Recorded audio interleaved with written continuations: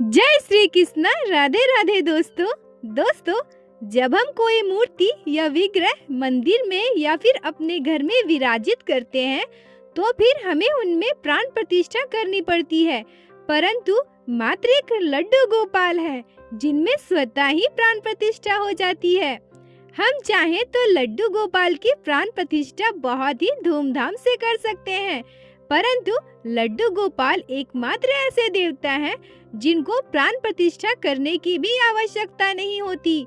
जब हम उन्हें अपने घर में लाते हैं तो उसी दिन से लड्डू गोपाल में प्राण आ जाते हैं, स्वतः ही प्राण प्रतिष्ठा हो जाती है। परंतु दोस्तों, जब हम किसी पूजित मूर्ति या फिर विग्रह को अचानक से पूजा बंद कर दें और उन्हें बंदी बनाकर रखें तो सोचिए ये कितना बड़ा पाप होगा। आज की यह सत्य घटना सुनकर आप लोगों को बहुत गुस्सा आएगा। कोई कैसे हमारे आराध्य श्री लड्डू गोपाल के साथ इतना कठोर हो सकता है, इतना कठोर व्यवहार कर सकता है।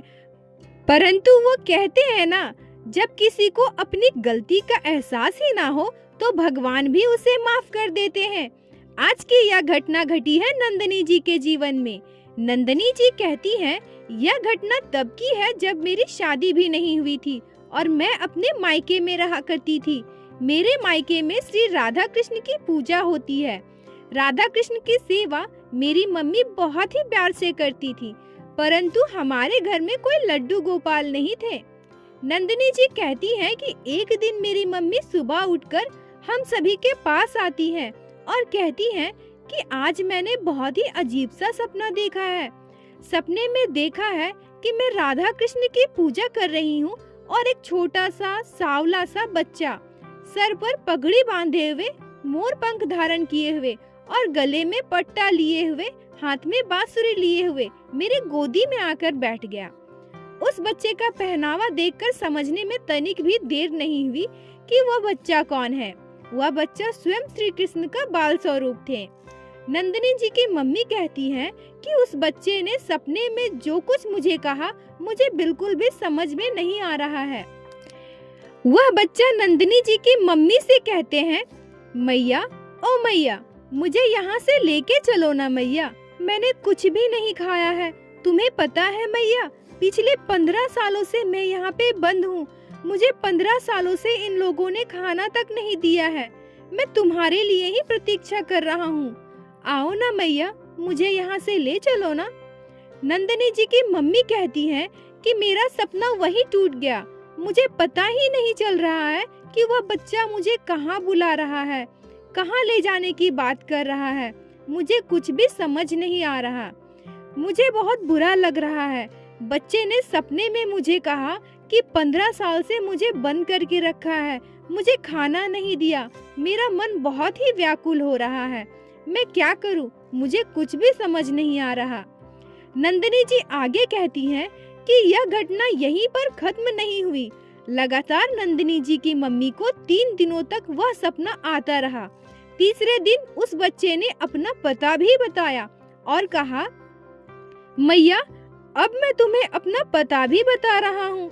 आओ ना मैया, मुझे यहाँ से ले चलो ना मैया, मुझे बहुत कष्ट हो रहा है, मुझे बहुत भूख लगी है। और ऐसा कहते हुए उस बच्चे की आंखों में आंसू की धाराएं गिर रही थी। यह सब देखकर नंदिनी जी की मम्मी बिल्कुल विचलित हो गई और सपना टूट गया और उसके बाद बैठकर वो रोने लगी। उनका मन बहुत ही खराब हो रहा था, वो बहुत उदास हो गई। नंदिनी जी भी राधे कृष्ण की भक्त थी। नंदिनी जी कहती हैं, इसके बाद से मैं और मेरी मम्मी बहुत ही दुखी रहने लगे। हम लोगों के घर में तो जैसे उदासी सा छा गया। फिर मेरी मम्मी ने घर पे बात की और हम सब ने मिलकर ये डिसाइड किया कि हम लोग उस जगह पर जाएंगे और जाकर देखेंगे कि पूरा मामला क्या है। अगर ठाकुर जी वहाँ पर है और हमारे साथ हमारे घर आना चाहते हैं तो हम उन्हें अपने घर जरूर लेकर आएंगे। यह सारी बात उन्होंने अपने आसपास पड़ोसियों को भी बताई। फिर उनकी एक पड़ोसी जो उनके काफी करीबी थी, उन्होंने कहा, अरे यह जगह, यह तो मेरी बेटी का ससुराल है। रुको, मैं अभी कॉल करके पता करती हूँ कि वहाँ कोई घर है क्या जहाँ लड्डू गोपाल की सेवा नहीं होती। उनकी पड़ोसी ने अपनी बेटी को कॉल किया और सारा मामला बताया। उनकी बेटी कहती है, हाँ माँ, हमारे घर से थोड़ी दूर में एक घर है जहाँ लड्डू गोपाल तो है और जिनकी पूजा शायद पहले होती थी। सभी लोग तो ऐसा ही बताते हैं, मुझे भी ठीक से पता नहीं है, पर अब शायद उनके घर में लड्डू गोपाल की सेवा नहीं होती है। नंदिनी जी की पड़ोसी नंदिनी जी की माँ से कहती है, ठीक है चलो, हम सब मिलकर चलते हैं, वहाँ मेरी बेटी का ससुराल भी है, हम उनके घर चले जाएंगे और वहाँ जाकर देखते हैं, अगर कोई ऐसा घर है तो उनसे बात जरूर करेंगे और लड्डू गोपाल को वहाँ से ले आएंगे। नंदिनी जी, उनकी मम्मी और उनका पूरा परिवार उनके पड़ोसी के साथ उस जगह पर जाते हैं। सबसे पहले उनकी पड़ोसी अपनी बेटी के घर ले जाती है और वहाँ से फिर वो घर पे जाती है जहाँ पे लड्डू गोपाल ने एड्रेस बताया था। उनके साथ उनकी बेटी की सास भी जाती है। वो जाकर बताती है कि हमारे समधी लोग आए थे तो मुझे लगा कि आप लोगों के घर लेते आए, आप लोगों से मिलना जुलना भी हो जाएगा। वो वहाँ के समधी थे तो उनकी खातिरदारी तो बहुत अच्छे से हो रही थी।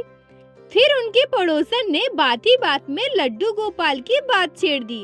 उन लोगों ने बताया, हाँ, हमारे घर में लड्डू गोपाल थे, मेरी सास उनकी सेवा बहुत प्यार से किया करती थी, परंतु मेरी कोई खास दिलचस्पी उस पे थी नहीं। मेरी सास के जाने के बाद मैंने लड्डू गोपाल को बक्से में डाल के स्टोर रूम में रख दिया है। बेवजह एक मूर्ति के पीछे इतना समय बर्बाद कौन करेगा? मैं और मेरे पति दोनों जॉब करते हैं, अब मूर्ति के लिए इतना कौन ही करेगा? नंदिनी जी कहती हैं कि वहाँ बैठे हम सब बिल्कुल चौंक गए और मैं और मेरी मम्मी बहुत दुखी हो गए।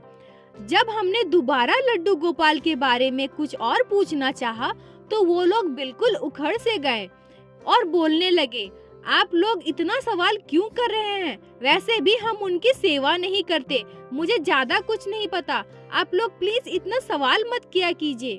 नंदिनी जी कहती है कि हम सब सोच रहे थे कि अपने सपने वाली बात उनको बताएं, पर जो लोग भगवान पर विश्वास ही नहीं करते, जब लड्डू गोपाल को मात्र एक मूर्ति समझते हैं तो हमारी आस्था को वो क्या समझेंगे, हमारी भक्ति पे वो क्या विश्वास करेंगे? और ये सारी बात सुनकर हम लोग वहाँ से बिना कुछ बताए वापस आ गए। परंतु अब हमें बिल्कुल भी अच्छा नहीं लग रहा था। हमारे घर में तो मानो उदासी सी छा गई थी, किसी का किसी भी काम में मन ही नहीं लग रहा था। नंदिनी जी कहती हैं कि मेरी माँ बहुत दुखी हो गई थी। वह कह रही थी कि हमसे बहुत बड़ा पाप हो गया है, हमसे बहुत बड़ी गलती हो गई है। लड्डू गोपाल ने मेरे सपने में आकर मुझसे कहा कि मैं बहुत दुखी हूँ, बहुत कष्ट में हूँ, मैंने खाना नहीं खाया, मुझे स्टोर रूम में बंद करके रखा है। मुझ में इतनी हिम्मत नहीं हुई कि वहाँ जाकर भी मैं उनसे बात कर सकूं। ऐसे ही लगभग 10 दिन बीत गए। एक दिन अचानक से दोपहर में हमारे दरवाजे की घंटी बजती है। नंदिनी जी कहती हैं कि उस समय हम लोग खाना खाने बैठे थे और टीवी देख रहे थे। जैसे घंटी बजी मेरी मम्मी ने कहा, अरे इतनी दोपहर में कौन है? नंदिनी जाकर देखो तो। नंदिनी जी कहती हैं कि जैसे मैंने दरवाजा खोला मेरे तो होश उड़ गए। मैं खड़ी की खड़ी रह गई। मैं देखती हूँ कि लड्डू गोपाल को हाथ में लिए वह दंपत्ति खड़े हैं।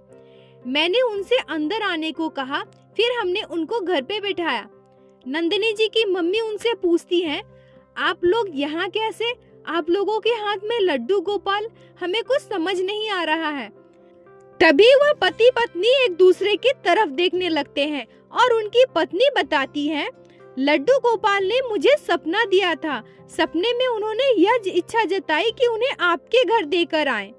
वह दंपत्ति कहने लगी कि हमसे बहुत बड़ी गलती हो गई है। जो जगत के नाथ हैं, जिनकी सेवा भारत तो क्या पूरे विश्व में हो रही है, हम उनके साथ इतना बुरा व्यवहार किए हैं, हमने इतनी तकलीफ दी है उन्हें, हम इतने बड़े नास्तिक कैसे बन गए? हमें अपनी गलती का एहसास है, परंतु अब हम कुछ नहीं कर सकते। जब भगवान ने स्वयं आपके घर आना चाहते हैं, जब भगवान आपसे सेवा लेना चाहते हैं, भगवान ने खुद इच्छा जाहिर की है, तो हम अपनी गलती का एहसास करके भी कुछ नहीं कर सकते। बहुत देर हो गई है। लड्डू गोपाल को हमने बहुत दुख हो दिए हैं, हमसे बहुत गलती हुई है, बहुत पाप हुई है। और वो लड्डू गोपाल को नंदिनी जी की मम्मी को सौंपती है। नंदिनी जी की मम्मी और उनका पूरा परिवार बहुत खुश हो जाते हैं। लड्डू गोपाल को अपने मंदिर में विराजित करते हैं और उनकी सेवा करना प्रारंभ कर देते हैं। बोलो बाके बिहारी लाल की जय, लड्डू गोपाल की जय, जय जय श्री राधे। दोस्तों, यह मैंने अपने पहले वीडियो में भी बताया है कि लड्डू गोपाल को जब जिनके घर जाना होता है उनके घर आ ही जाते हैं। हम अगर चाहें भी तो लड्डू गोपाल की इच्छा के विरुद्ध उन्हें अपने घर नहीं ला सकते। लड्डू गोपाल को जब हमारी सेवा लेनी होगी तब वह स्वयं किसी न किसी लीला से हमारे घर अवश्य आ जाएंगे। और एक बात मैं आप लोगों को बताना चाहूंगी कि कभी भी अपने पूजित लड्डू गोपाल के साथ ऐसा व्यवहार बिल्कुल मत कीजिए।